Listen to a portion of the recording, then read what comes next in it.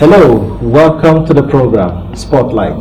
Spotlight is a program that discusses various issues of both national and international dimension with the aim of bringing it to the fore and enhancing the ability of those who are concerned to look into such areas and profile solutions.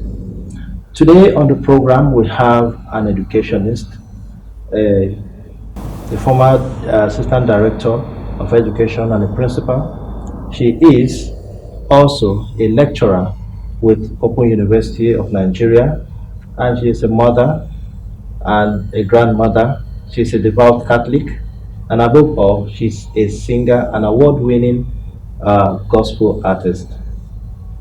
Her name is Dr. Mrs. Mary Rose Mbanefo. Madam, you're welcome to the program. Thank you very much. Yes, the topic we are looking at today is the role of parenting in the overall performance of their children. Coming from an educationally advantaged background, you are an educationist. What would you say would be the role of parenting? Well, better still, let me start from the beginning. How has the educational sector in Nigeria fared? You've been part of education for so long. Can you give us a comparison of what education used to be during your time and what it is now? Thank you very much, Mr. Abba. The education system, current education system, has really changed. It's not what it used to be when we were in school. Now the system has a 934 system. During our time, we have a 654.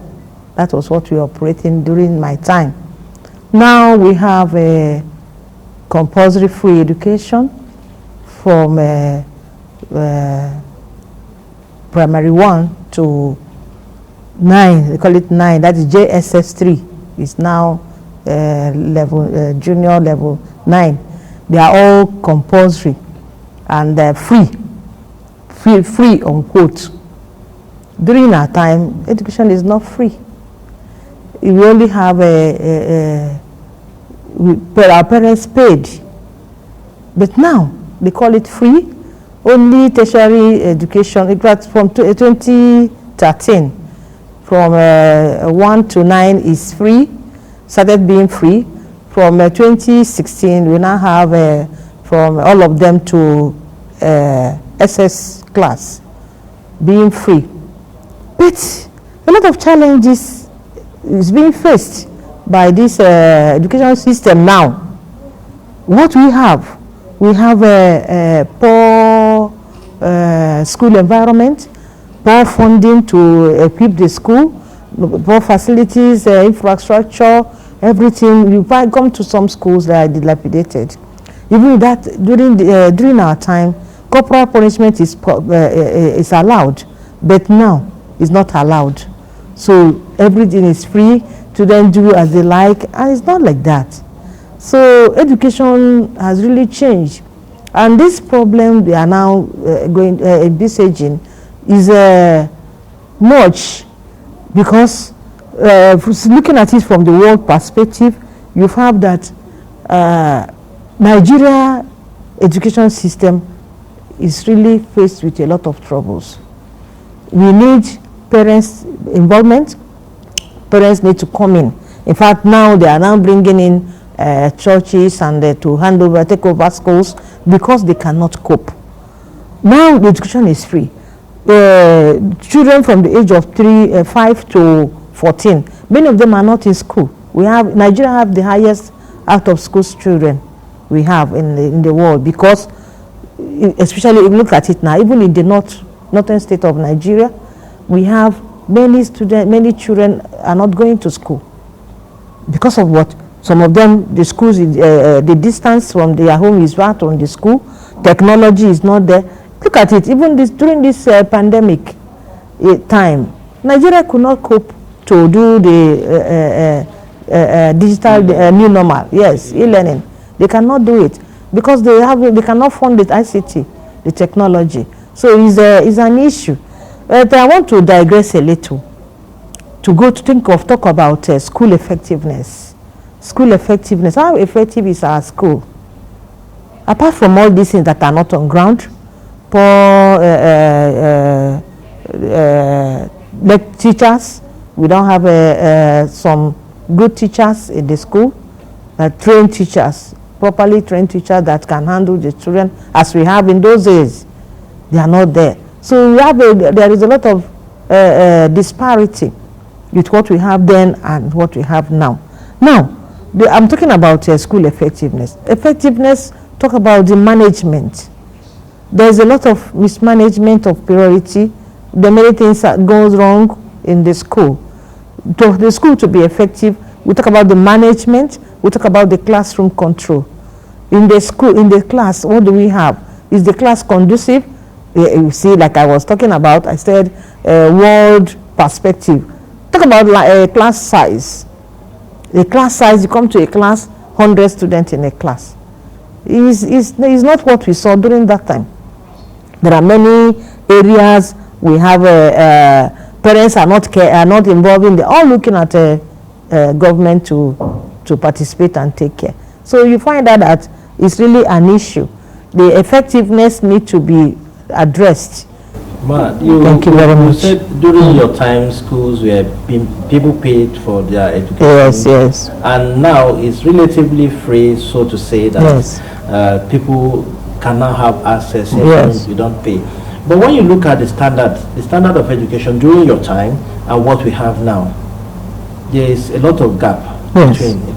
You see, those days that you pay, people were serious. Even in the performance in WAEC and NECO, then there was no NECO anyway.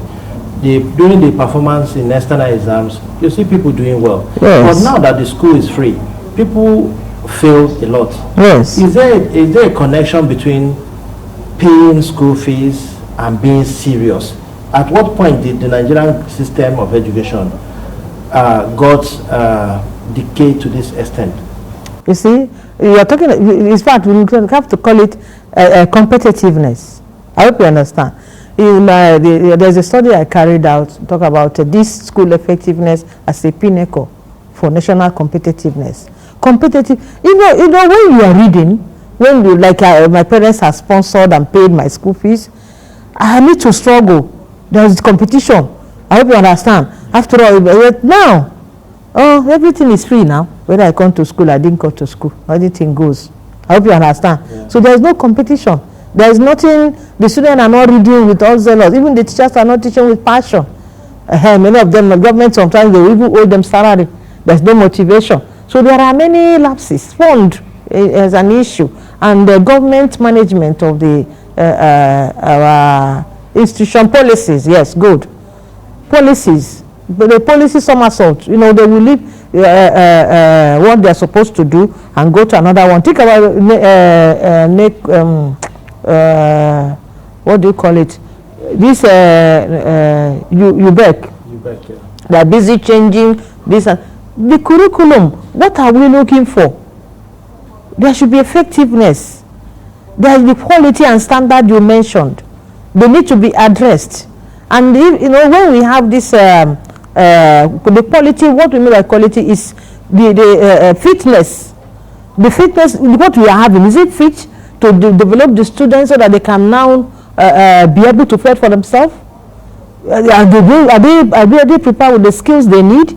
What you are teaching them, is it what is needed in the labor market? So these are the things.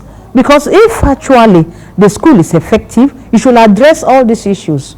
So that the students are coming, as the students are coming out, the youths are coming out, they are already equipped with the skills that is needed in the society for them to survive. And let me just land on with this one, because if they didn't have all those things, they are handicapped.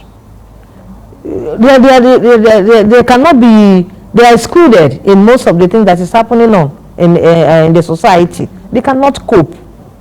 So job creation is not there. Okay, as a mother yourself, what do you think will be the role of parents, especially in enhancing educational performance of their children, vis-a-vis the fact that you have to guide your child towards career development. Career development meaning that you guide them, not imposing your career. Yes. Some parents are doctors and they want their children to be doctors. Meanwhile, so most of their children want to be lawyers. Okay. So what role should the parents play in the overall development of their children? Okay. Even we, the Bible said that train your children the way you like them to be, and they will never depart from it. Book of Proverbs is already there. As generally, both as a Catholic, as a Christian, we need to train our children properly, set proper value. Their mindset should be developed in a way that they will now be what they are supposed to be, what we would like them to be when they go. No, like you mentioned that some parents impose. Not actually that you impose. As you're going to be involved, I told that the parents' involvement is needed. Inclusiveness, inclusive education. Parents are needed. You have your children. You know their differences.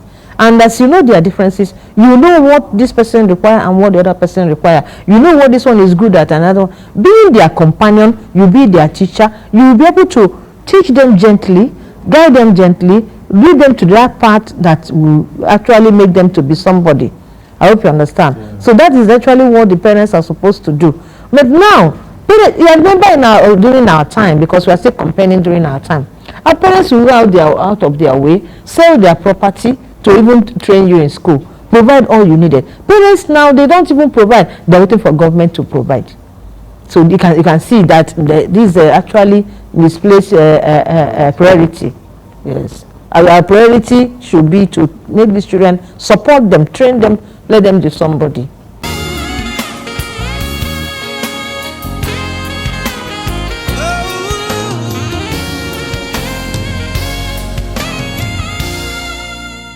Welcome back. The program is still Spotlight on Catholic Television of Nigeria, and today we are discussing the role of parents in the overall performance of their children academically. So before we went on break, we were actually discussing with Dr. Mary Rose Mbanefo, who is an educationist and a lecturer. Ma, before we went on break, you were telling us plans you had for your publication. You published some books and you're making plans for future publication. Yes. So what plans do you have to take this talent that you have of putting down whatever inspiration you have in a book? What plans do you have? Because these days, people hardly read. Most people are in their social media and pinging and doing other things. How do you hope to reach out to them using this publication? What medium do you think is better for you? Okay, thank you very much, Mr. Tony.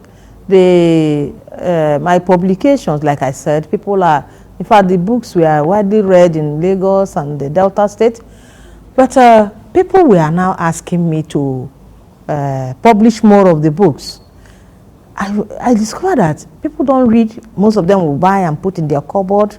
It's not what it's meant for. They are for evangelization, and they need to be read by everybody. So what I now came up with is to put them into music. That was actually how I went into music. In fact, the Sermon on the Mount of my music is brought from that particular book, my first book. Okay. I have Jesus Leads the Way. We have the Journey to Heaven, our Journey to Heaven. I have in fact, I have 8 tracks now, which are already in the YouTube. I have them now. So there are about many of them, there are about 14. So 8 is out, 6 is yet to come. In fact, I wanted to bring them out this season, but it didn't work out. So I have my Jesus Liveth, Chimbo Mema, Jesus You're So Good, I'm a Child of God. You know, this one also came out from the attributes of a Christian and a minister. So this is in fact, people don't read. So it's only in this music, and if you listen to the music, you find out that it's inspirational and it's teaching us, and not actually People are asking me, why didn't I make? I say video is entertainment, but this one is just for people to hear. As it's playing, everybody is hearing it, and not only one person. I think that's where I want to go, and that is where I have gone. The inability of people to read books have made you discover another talent, which is singing. Yes. And from what you have said, it's like you're gifted in singing also. Yes. Because if you are not, you won't be able to come out with this creative way of changing from script to song, which is very good, and we must commend you. Thank you very much. Yeah, you recently clocked 60. Yeah. And some of friends and family have been sending you good messages. Yes. At 60, how does it feel being 60, and how has the grace of God been with you so far? It's a milestone. God is faithful. It's God that gives the grace, the provider of everything. Every success one has in life, that you are alive, is God. So we give God all the glory. I hope you understand. And God is always there to bless everybody, the work of our hands. That is why, if people are asking, how am I managing? How did I manage to do this and do that? You are many parts, you are this and that. I say, it's God. It's God. All we needed is to be faithful. Because if we are faithful in God, faithful to God in all everything you do, He will bless the work of you. That's why He said He will bless. The blessing is it's in the faithfulness that the blessing lies. It's in the faithful that being faithful to God that the success lies. That I was able to succeed in almost of the things I did, I've been doing to this time. It's God. It's God. And Jesus is one, the master, the author and finisher of my faith. He is the one that does it. It's not by my power. It's God. It's God. Okay, I won't let you go without asking you this question. You are a mother, and you've seen the trend that we had, especially last month, when the young people came out in their numbers to demand good governance, and also ask for an end to a police department called SARS. Yeah. During their protest, they were very civil, very peaceful, but eventually the power of darkness took over, and it became violent. At this point, what will be your message to our youth, especially those who are very, very law-abiding? Thank you very much. It's a welcome. In fact, the activities of the youth was a welcome development, because it created an awareness. In fact, it is very good because they now saw their folly. All this while, people will give them money. They are voting it. They are not even reasoning, thinking right on actually how would the country be ruled. But now the awareness has come. I'm happy that they have risen up to that, and I believe that my prayer for them is that God will help them and raise selfless people, because even in our education went that bad when the priority was misplaced. People are more interested in themselves than the society, than people, than the general public. But now, if we can get from the youth selfless people that have vision, that in fact I see change in Nigeria, and there will be a new Nigeria. God will help us. I'm praying for them that God will help them. The only thing is that the only thing I'm saying again is that government should give them listening ear, and not just to suppress them, because they will lead us to somewhere that is good. I believe so. Well, I think I will end it at that, but recently actually the government is going after, government agencies so to say, is going after those who were the known faces of the NSAS protesters. And the government on the other hand is preaching peace, that their voices are being heard loud and clear. That's it. What would you tell the government to do to encourage these young people who have made their voices known and heard? If that's what I'm trying to say, that I said that government should give them listening ear and not to suppress them. because what they are doing now is to suppress them. Suppressing them is like keeping fire inside the oven, inside the cupboard, cover it. What we saw before is not a small thing. And if they should try to suppress them and not to give them listening ear and allow give a little way for them to operate, they've had to change their system of operation, system of governance. I don't know how it's going to be. It can be something different from what we are saying. So government should give them listening ear and allow them to exercise their rights, by voicing out. Thank you very much. We will actually take one track from your song to look at it and see how it's going to bless our generation. Let Jesus lead the way. He is a God, a Redeemer and Savior. Christ is the way we must follow. He is the truth and the life. Jesus leads the way. I follow to heaven. Jesus leads the way. I follow to heaven. Well, that has been the program for today, Spotlight on Catholic Television of Nigeria, and the topic has been the role of parents in the overall performance of their children, especially in academics. And our guest has been Dr. Mary Rose Mbanefo. She is a lecturer with Open University of Nigeria. She is a songwriter, an author, an award winner. She is also a mother, a grandmother, and above all, she's a Catholic, a devoted Catholic at that. Ma, thank you for coming to the program. Thank you very much. Well, that has been the program for today. My name is Tony Abba. Please stay tuned, same time, same station next week, as we bring you yet another important topic.